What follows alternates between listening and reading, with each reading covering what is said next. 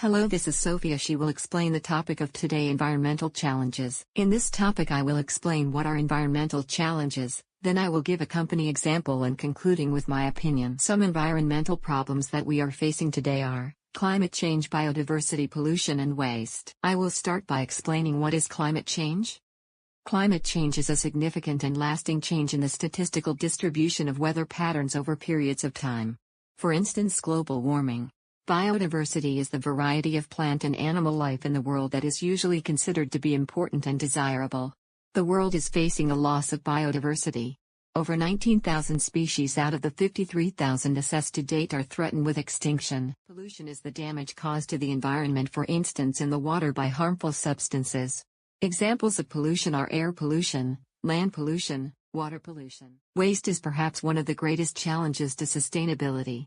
It is the production of waste that ends up either in landfills or incinerators. The most common types of waste are liquid type, solid type, hazardous type, organic type, and recyclable type. As McDonough and Braungart said, proponents of alternative production models propose redesigning products so that after their useful life has ended they can serve as food for new products. Eco-efficiency and tragedy of commons.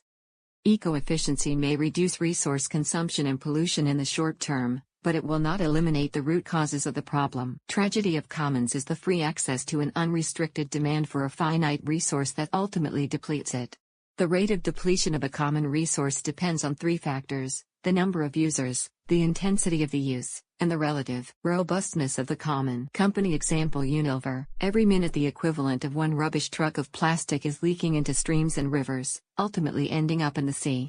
Just 14% of the plastic packaging used globally makes its way to recycling plants, a third is left in fragile ecosystems and 40% ends up in landfill. Unilever goal by 2030 is to reduce environmental impact. The environmental issues that Unilever are working on are greenhouse gases, water use, waste and packaging, sustainable sourcing, eco-efficiency in manufacturing, natural capital, life cycle. Unilever target for waste was 50%, but they achieved 29%. This is waste associated with the disposal of their own products. On the other hand, they have achieved the target if it is measured against 2018. They decreased by 98% the total waste of disposal. Unilever goal is zero waste to landfill. They have achieved already, but they want to maintain zero waste to landfill. They are producing 37% less waste than in 2008. This they are doing by using the 6 R's.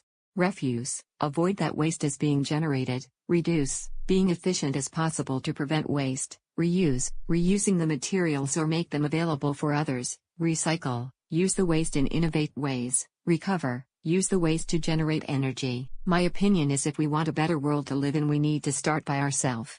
We can do as Unilever and start using their methods of 6 R's. Also, using products that doesn't harm the environment. Thank you for watching.